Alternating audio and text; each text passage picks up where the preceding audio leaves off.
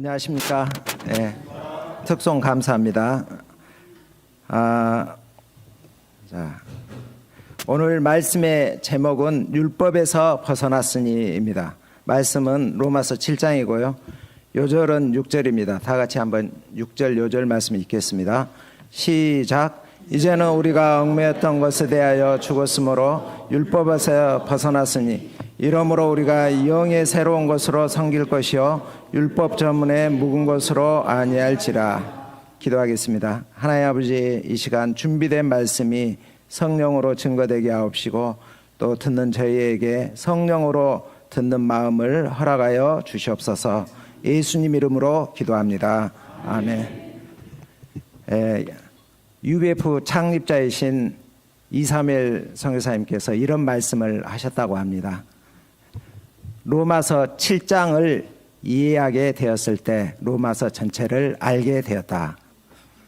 그만큼 로마서 7장이 어렵고 또 깊이 있는 말씀인 것을 알 수가 있습니다. 제가 최대한 쉽게 이것을 이해할 수 있도록 노력을 해봤습니다. 자, 먼저 구원의 3단계에 대해서 한번 다시 띄워주겠습니다. 여기 보면은 칭의, 성화, 영화 이렇게 있죠. 칭의는 죄의 형벌로부터 분리된 것, 성화는 죄의 영향력, 죄의 힘으로부터 분리되어 가는 과정입니다. 그리고 영화는 죄의 존재로부터 분리되는 것, 죄를 지을 수가 없겠죠. 이렇게. 그리고 이 칭의, 성화, 영화 각 단계마다 그 역사하시는 분이 있습니다. 주도적으로 역사하시는 분은 성령입니다. 그래서 우리를 거듭나게 하시는 분도 성령이요, 성화에서 우리를 영적으로 성장시키시는 분도 성령이시고, 또 우리를 새하늘과 새 땅에서 영화로운 몸을, 영광스러운 몸으로 이렇게 변화시키시는 분도 성령입니다. 그래서 우리가 성령에 대해서 잘 아는 게 중요하겠습니다. 자, 로마서 6장에서 8장까지 그리스도인의 성화에 대해서 말하고 있습니다. 지난 6장에서는 신자와 죄와의 관계를 말했습니다. 우리는 죄에 대해서 죽었습니다. 그러나 죄는 어떻게 되었습니까? 아직 죽지 않고 살아서 우리 몸에 남아있어 역사합니다.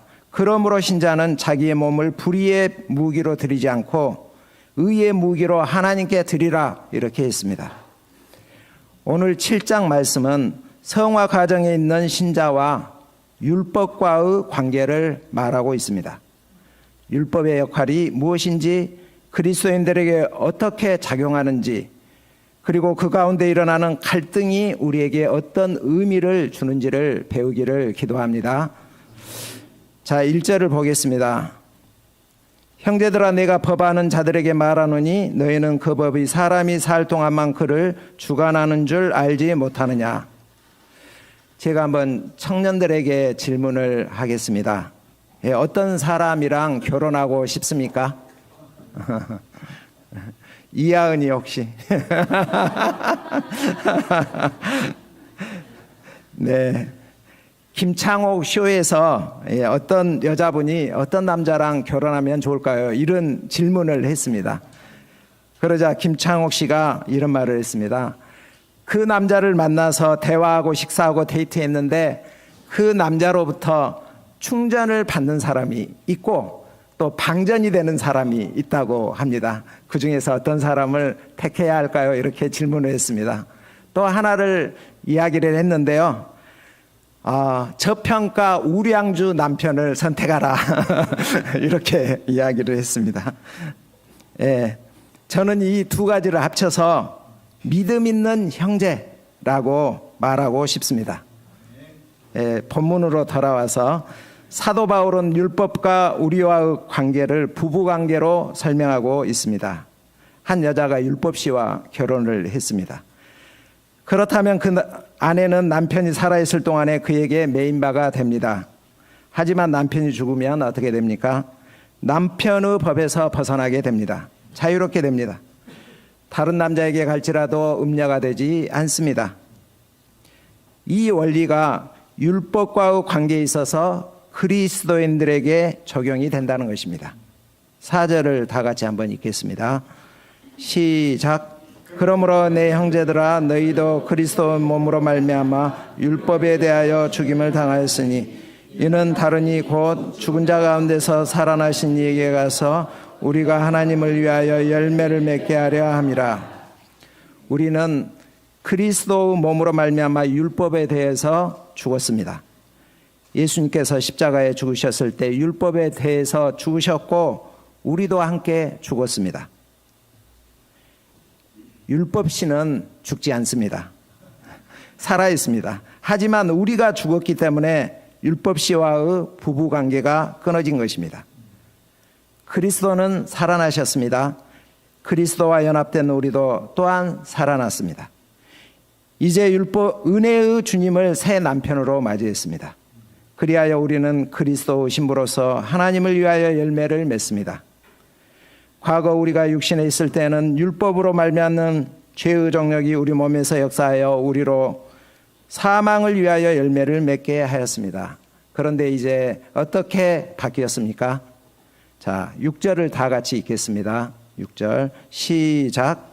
이제는 우리가 얽매였던 것에 대하여 죽었으므로 율법에서 벗어났으니 이러므로 우리가 영의 새로운 것으로 섬길 것이요 율법 전문의 묵은 것으로 아니할지니라. 이제는 얽매였던 옛 남편에 대하여 죽었으므로 율법에서 벗어났습니다. 자유케 되었습니다. 그 결과 우리는 영의 새로운 것으로 섬기고 율법 전문의 묵은 것으로 섬기지 않습니다. 율법 시대에는 깐깐하고 쫀쫀한 남편과 살았다면 성령 시대에는 온유하고 사랑이 가득한 남편과 살고 있는 것입니다. 자, 여러분 어떤 남편과 살고 싶습니까? 어떤 이 남편과 사는 것이 행복할까요? 누가 더 남편을 잘 섬길까요? 남편의 사랑 속에서 사는 아내일 것입니다. 우리가 현재 이러한 축복, 이러한 행복을 누리고 있습니다.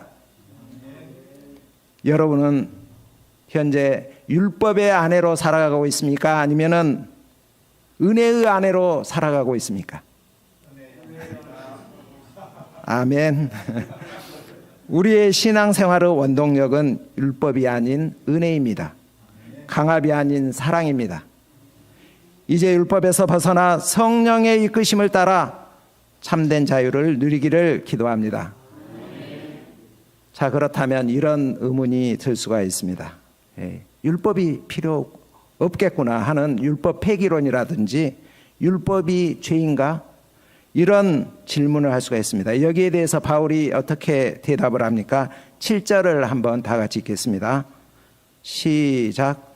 그런즉 우리가 무슨 말을 하리요? 율법이 죄냐? 그럴 수 없느니라. 율법으로 말미암지 않고는 내가 죄를 알지 못하였으니 곧 율법이 탐내지 말라 하지 아니하더라면 내가 탐심을 알지 못하였으리라. 율법은 죄가 아닙니다. 만약 율법이 없다면 우리는 죄를 알지 못합니다. 죄에 대한 인식은 율법에서 옵니다. 바울은 율법의 역할 3가지를 말하고 있습니다. 첫째, 율법은 죄를 알게 해 줍니다. 죄를 죄로 깨닫게 하는 것, 이것이 율법을 주신 가장 큰 목적 중에 하나입니다. 사실 율법이 주어지기 전까지만 해도 사람들은 죄를 알지 못했습니다. 물론 그 이전에도 마음에 주어진 율법, 곧 양심으로 죄에 대한 막연하게 죄에 대해서 알고 있었지만 인간은 자기들 생각에 옳은 대로 행하였습니다. 죄를 범하면서도 그것을 죄로 여기지 않았습니다. 그렇기 때문에 더 많은 죄를 지을 수밖에 없었고 자기만 행할 뿐 아니라 그런 행위를 하는 사람을 옳다 여겼습니다. 저는 이번에 그 황모니카 목사님 근무하시는 병원에서 종합 건강 검진을 했습니다. 미리 작성해 가야 하는 설문조사가 있었는데 거기에 보니까 무엇을 먹는가, 담배를 피는가, 술을 마시는가, 우울한 생각을 해본 적 있는가, 그리고 일주일에 몇 번 운동을 하는가 한다면 몇 시간 하는가, 아픈데 또는 불편한 데는 없는가 등등 세밀하게 작성하도록 이렇게 하였습니다. 또 피검사, 엑스레이, 초음파, 체지방 검사, 위내시경, 대장 내시경 등 모든 검사를 다 진행을 하였습니다. 이때 제 마음이 어땠을 것 같습니까? 불편했습니다. 뭘 먹는가, 얼마나 운동하는가 이것을 적으면서 분명 의사가 이 식습관, 운동 습관 잘못되었다고 지적할 것 같아서 쓸 때 되게 불편했습니다. 또 몸 전체를 정밀 검사했기 때문에 그 전까지만 해도 문제없이 넘어갔던 것들이 이번에는 어떤 문제점이 발견될 것 같은 불길한 예감이 들었습니다.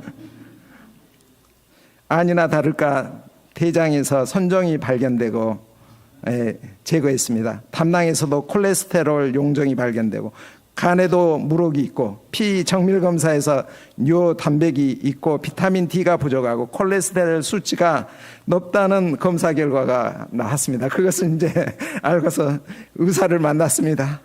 의사는 다 이야기를 설명을 해주면서 맨 마지막에 하는 말, 당신 나이에 비해서 건강한 편이시네요.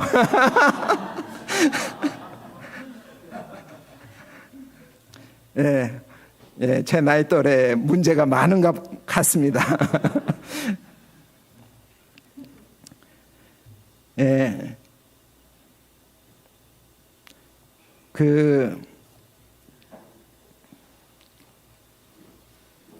제가 전에 이제 간단하게 검사했을 때는 뭐 아무 문제가 없다고 이렇게 이제 결과가 나왔고, 그래서 괜찮다고 이렇게 생각을 했는데 정밀 검사해 보니 감춰져 있던 문제들이 속속 드러났습니다. 제가 아는 어떤 분 아버지는 이 병원에 가는 것을 굉장히 꺼려하시고 안 간다고 하십니다. 검진 받으러 오는데 나왔는데 안 가신다고. 그 이유를 물어보니까 안 좋은 것이 드러날까 봐서 안 간다고 했습니다. 자, 그렇다면 우리의 몸 상태가 나쁘다는 것을 알려주는 병원이 잘못되었을까요? 아니죠. 정밀 검진을 통해서 우리의 몸 상태를 정확히 파악하고 진단해서 병을 예방하거나 조기에 치료하여 건강하게 살도록 해주는 것이 병원의 존재 목적이 아니겠습니까? 이처럼 율법도 우리의 죄를 들추어내고 주님 앞에서 의롭다함을 얻을 육체가 없음을 알게 하여 그 해결책을 찾도록 촉구합니다. 둘째, 율법은 죄가 활동하는 근거지가 됩니다. 8절입니다. 그러나 죄가 기회를 타서 계명으로 말미암아 내 속에서 온갖 탐심을 이루었나니 이는 율법이 없으면 죄가 죽은 것임이라. 죄는 심히 강교합니다. 우리를 속입니다. 정체를 숨기고서 기회를 엿봅니다. 그러다가 기회가 오면 계명으로 말미암아 내 속에 온갖 탐심을 이룹니다. 그 옛날 에덴 동산에서 뱀이 아담과 하와를 어떻게 공격했고 죄를 짓게 했습니까? 하나님께서 선악을 알게 하는 나무의 열매는 먹지 말라. 내가 먹는 날에는 정녕 죽으리라. 이렇게 하셨습니다.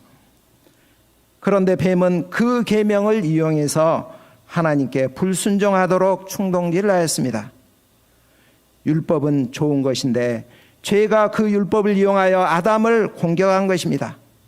이처럼 죄가 율법을 통해서 기회를 찾아 우리를 공격합니다. 내 속에 온갖 탐심을 만듭니다. 율법이 있었기 때문에 우리가 죄를 알게 된 것입니다.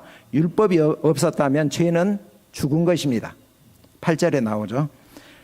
셋째, 율법은 우리가 죄인임을 깨우쳐 줍니다. 9절을 보십시오. 율법을 깨닫지 못했을 때는 내가 살았습니다. 자기 잘난 맛에 살았습니다. 다른 사람에게 피해만 주지 않으면 되지 하고 생각했습니다. 하지만 계명이 이름에 어떻게 되었습니까? 죄는 살아나고 나는 죽었습니다. 우리가 성경을 공부하면 할수록 또 성경을 더 깊이 알아가면 알아갈수록 어떻게 됩니까? 내가 얼마나 심각한 죄인인가를 깨달아 알게 되지 않습니까? 생명에 이르게 할 그 계명이 도리어 내게 대하여 사망에 이르게 합니다. 죄가 기회를 타서 계명으로 말미암아 나를 속이고 그것으로 나를 죽였습니다. 죄는 계명이 없을 때는 사람을 죽음에 이르게 할 기회를 찾지 못하였는데 계명을 이용해서 사람을 속이고 죄를 짓게 하여서 사망에 이르게 한 것입니다. 자, 그렇다면 하나님께서 왜 계명을 주셔서 죄가 틈타게 하시는가? 하나님 책임 아닌가? 이런 의문이 들 수가 있죠. 그런데 우리가 알아야 할 사실은 거룩하신 하나님은 결코 죄를 조장하거나 죄를 짓게 하지 않습니다. 그에게는 어두움이 조금도 없습니다. 그러므로 그분이 주신 율법은 어떠한가? 12절을 다 같이 읽습니다. 자, 읽어보겠습니다. 시작. 의로며 비록 죄가 율법을 수단으로 삼아 사람을 죽이기도 하지만 율법 자체는 거룩합니다. 마치 칼 자체는 좋은 것인데 이것을 잘못 사용한 강도에게 책임이 있는 것과 같습니다. 율법은 거룩하신 하나님을 본받아 거룩한 백성으로 살라고 주신 삶의 규범입니다. 율법은 보통 이제 토라라고 합니다. 율법에 대해서 예전에 제가 메시지 할 때 4가지 이야기를 했죠. 그러니까 그걸 기억하시고 들으시면 좋겠습니다. 율법은 하나님의 백성이 하나님과 어떤 관계에 있으며 어떻게 살아야 하는가를 가르쳐 줍니다. 그러므로 율법은 모든 사람에게 유익합니다. 모든 사람이 받을 만한 보편적 가치가 있습니다. 그런즉 이 선한 율법이 내게 사망이 될 수 있습니까? 13절을 우리 읽겠습니다. 13절 시작.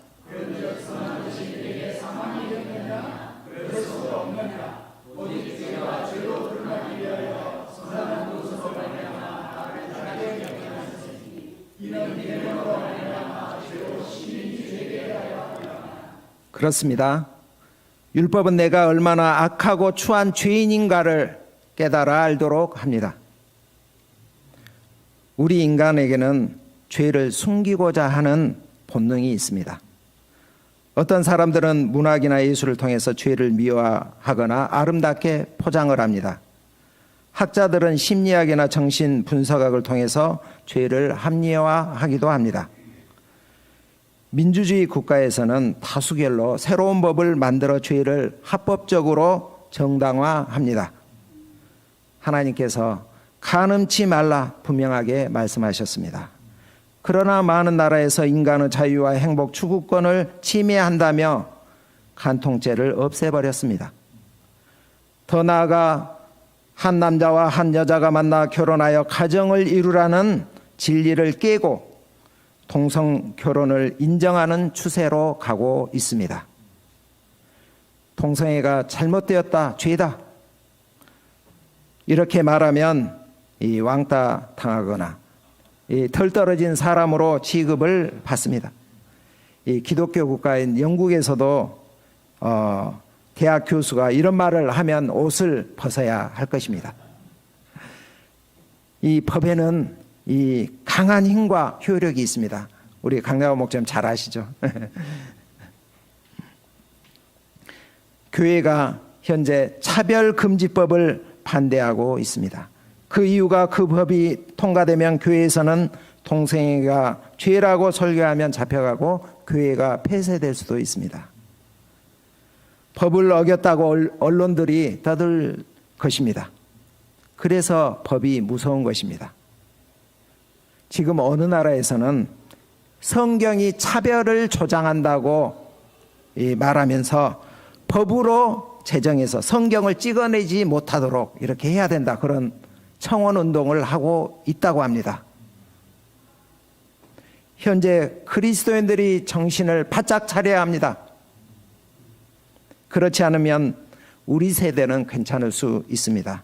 그러나 다음 세대가 성경적으로 성경적 가치관으로 살기 힘든 영적 혹한기가 올 수도 있다는 생각이 듭니다.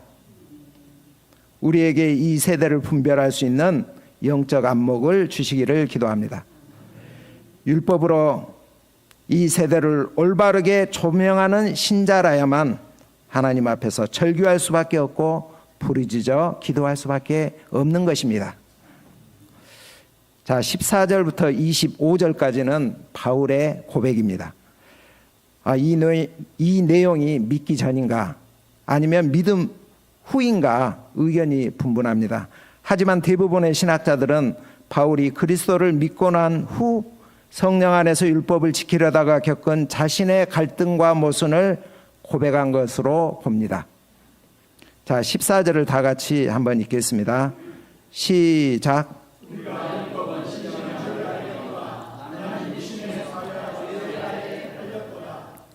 바울은 율법이 신령한 줄 압니다. 그런데 자신이 죄 아래 팔렸다 이렇게 고백합니다. 이 말은 그 6장에서 죄에서 해방되었다란 말과 대조가 되는 말입니다. 분명 신자는 죄에서 해방되었다고 했는데 죄 아래 팔렸다고 하니 이게 어찌된 말입니까? 바울은 중생한 후 신령한 율법을 어찌하든지 잘 지켜보려고 애썼습니다. 그런데 실패했습니다. 처참하게도 죄 아래 팔려서 죄에 붙잡혀 살아가며 죄에게 종노릇하고 있는 자신을 발견했습니다. 바울 같은 대사도가 중생한 후에도 자신은 죄 아래 팔렸다고 고백하고 있습니다. 그 이유가 무엇입니까? 나는 육신에 속하여 란 말에 답이 있습니다. 신자가 구원받은 후에도 몸은 아직 구원받지 못했기 때문입니다. 5절에도 우리가 육신에 있을 때란 말이 나오는데 이때는 거듭나지 않았을 때를 말합니다. 불신자일 때나 신자일 때나 육신이 문제입니다. 우리의 영혼은 구원받았지만 몸은 아직 구속함을 받지 못하였습니다. 아담으로부터 물려받은 타락한 본성의 찌꺼기가 아직 남아 있습니다. 이것을 신학적으로 원죄라고 이렇게 합니다. 이러한 현상을 통해서 신자의 실존에 대해서 무엇을 알게 해줍니까? 신자는 두 가지 신분을 가지고 동시에 가지고 있다는 것을 알려줍니다. 죄에서 해방되었다. 그리고 죄에게 팔렸다. 다른 말로 한마디로 하면 의롭다 함을 받은 죄인이라는 것입니다. 그러므로 우리는 성화의 과정을 거쳐야 합니다. 예수님의 재림의 때까지 죄의 찌꺼기를 하나하나 몰아내야 합니다. 새하늘과 새 땅이 도래하여 우리가 새 몸을 입을 때 비로소 죄의 찌꺼기가 완전히 사라지게 됩니다. 이것을 아까 영화라고 했죠. 우리는 현재 성화의 과정 속에서 아직 대속함을 받지 못한 몸을 다스리며 살아가야 합니다. 자, 어떻게 다스릴 수 있을까요? 자, 15절에서 23절까지 형제 자매 순으로 읽도록 하겠습니다. 15절부터 23절까지입니다. 시작. 내가 행하는 것을 내가 알지 못하노니 곧 내가 원하는 것을 행하지 아니하고 도리어 미워하는 것을 행함이라. 만일 내가 원하지 아니하는 그것을 행하면 내가 이로써 율법이 선한 것을 시인하노니 이제는 그것을 행하는 자가 내가 아니요 내 속에 거하는 죄니라. 내 속 곧 내 육신에 선한 것이 거하지 않은 줄을 아노니 원함은 내게 있으나 선을 행하는 것은 없노라. 내가 원하는 바 선을 행하지 아니하고 도리어 원하지 아니한 악을 행하는도다. 아니면 그것을 하며 이를 행하는 자는 내가 아니요 내 속에 거하는 죄니라. 그러므로 내가 한 법을 깨닫노니 그 선을 행하는 게 악이 함께 있는 것이라. 내 속 사람으로는 하나님의 법을 즐거워하되 내 지체 속에서 한 다른 법이 내 마음의 법과 싸워 내 지체 속에 있는 죄의 법으로 나를 사로잡는 것을 보는도다. 사도 바울이 내 힘으로 내 의지로 내 몸을 쳐서 복종시켜서 선을 행하고자 애썼습니다. 그런데 안 되었습니다. 마음 따로 몸 따로인 것을 발견했습니다. 여러분들 우리 치과에 가서 이 치료받을 때 마취 주사 맞으셨죠? 그러면 어떻게 됩니까? 마취가 풀리지 않은 상태에서 물을 마시거나 음식을 먹으면 입술이 다물어지지 않아서 한쪽으로 이렇게 질질 흐르게 됩니다. 혹시 또 다리에 지나본 적이 있습니까? 그때 제대로 설 수 있던가요? 똑바로 서려고 해도 다리가 말을 안 듣고 이내 꼬꾸라집니다. 이처럼 바울도 마음과 몸이 따로 노는 영적 기현상, 이 모순을 경험하였습니다. 그는 원하는 선을 행하지 않고 도리어 미워하는 죄를 행하고 있는 자신의 모습을 보고 화들짝 놀랍니다.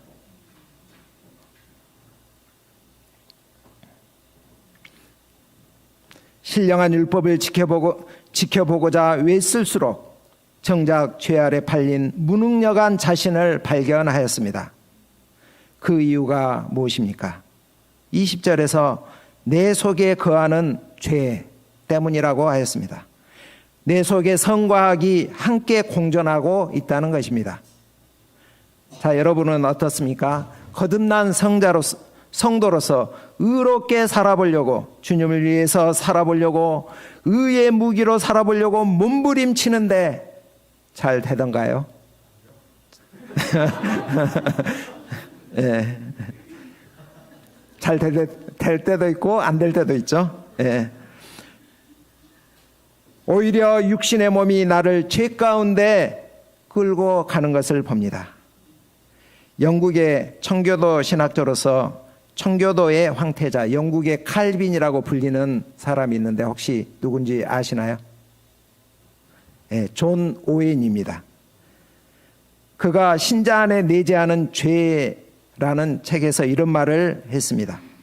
아무리 훌륭한 신자라 할지라도 내재하는 죄로 말미암아 영혼의 깊은 곳에 빠져 헤어나오지 못할 수 있다라고 했습니다. 존 오웬은 내재하는 죄의 본질을 인간 의지의 활동이 아닌 인간 영혼을 사로잡고 있는 외부적인 힘이라고 정의를 했습니다. 죄는 인간이 살아있는 한 결코 소멸되지 않고 죄의 영향력도 결코 변하지 않습니다. 우리가 믿기 전이나 믿은 후나 죄가 가진 경향성은 언제나 동일합니다. 사실 우리가 신자가 될 때 죄의 지배는 파괴되었습니다.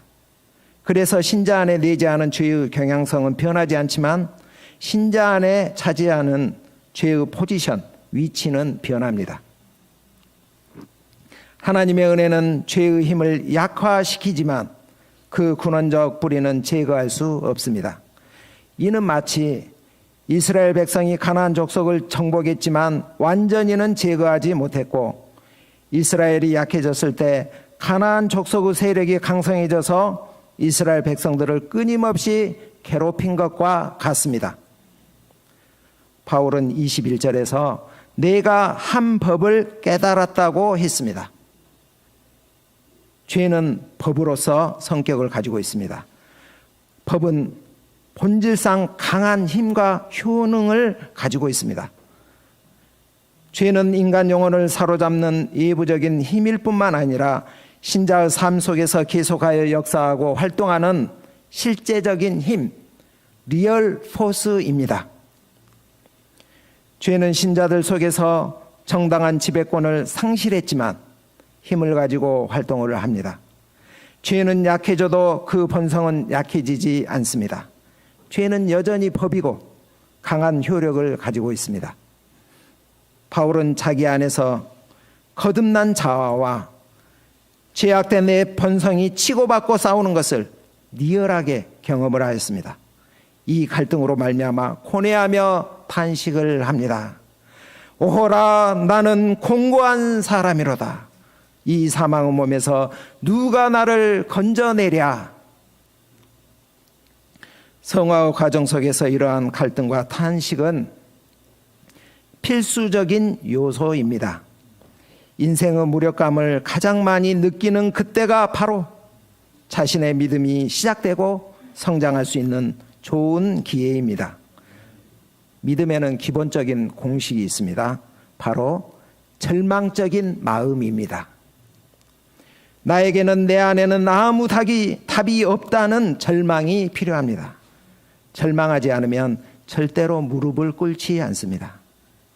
스스로에게 절망해야 주님을 바라보게 됩니다. 여러분은 현재 이러한 영적 갈등과 탄식을 하고 있습니까? 예, 하고 있다면 내가 성화의 길을 가고 있구나, 이렇게 긍정적으로 생각하시기를 바랍니다. 이러한 가정 속에서 우리가 설령 죄에 넘어진다 할지라도 염려할 필요가 없습니다. 주님께 나아가 우리의 죄를 자백하면 주님은 미쁘시고 의로사 우리의 죄를 사하시며 모든 불의에서 우리를 깨끗하게 하십니다. 대저 의인은 7번 넘어질지라도 8번 다시 일어납니다. 바울은 갈등과 탄식 후에 어떤 고백을 합니까? 우리 25절을 다 같이 읽겠습니다. 시작. 우리 주 예수 그리스도로 말미암아 하나님께 감사하리로다. 그런즉 내 자신이 마음으로는 하나님의 법을, 육신으로는 죄의 법을 섬기노라. 우리 주 예수 그리스도로 말미암아 하나님께 감사하리로다. 그는 감사 찬송하고 있습니다. 죄는 신자 속에서 여전히 힘을 갖고 활동하지만 궁극적인 지배권을 상실했습니다. 이제 다른 법, 즉 은혜의 법의 지배를 받고 있습니다. 서두에 우리 신자는 율법시에게서 벗어나 은혜시와 결혼했다고 하지 않았습니까? 이 은혜의 법은 예수 그리스도 안에 나타난 하나님의 사랑과 내주하시는 성령의 법입니다. 이를 깨달은 바울이 예수 그리스도께 감사하고 있습니다. 예수님은 율법을 완성하셨고 율법의 마침이 되셨습니다. 우리와 똑같이 계명으로 말미암아 마귀에게 시험을 받으셨지만 육신에게 지지 않고 영으로서 승리하셨습니다. 첫사람 아담의 실패를 완전히 역전시키셨습니다. 자기가 시험을 받아 고난을 받으셨기에 시험받는 자들을 능히 도우실 수 있습니다. 우리는 예수님을 통해 율법에서 벗어났습니다. 자유를 얻었습니다. 이를 감사 찬양 드립시다. 결론입니다. 율법이 구원 자체와 상관이 없다 할지라도 구원받은 그리스도인의 성화의 삶에 절대적으로 필요합니다. 성화를 위하여 극복해야 할 죄가 무엇인지를 알려주기 때문입니다. 또한 내 안에 성과학이 공존하고 있음을 깨달아 알게 하여 갈등하게 하며 탄식하게 합니다. 이로 말미암아 영적인 투쟁을 하게 하고 죄와 싸우게 하는 원동력이 됩니다. 내 힘으로 안 되니 그리스도를 의지하게 합니다. 내 안에 내주하시는 성령의 인도하심을 받게 합니다. 이 과정을 통해 우리를 그리스도의 형상으로 변화되게 하십니다. 기도하겠습니다. 하나님 아버지 감사합니다. 우리가 성화 과정 속에서 율법으로 말미암아 갈등하며 고뇌하며 탄식할 수밖에 없습니다. 그러나 우리 주님이 율법을 완성하시고 우리를 율법에서 벗어나게 하시니 감사합니다. 이제 우리가 은혜의 성령 법을 따라 살아가게 하옵시기를 기도합니다. 예수님 이름으로 기도합니다. 아멘.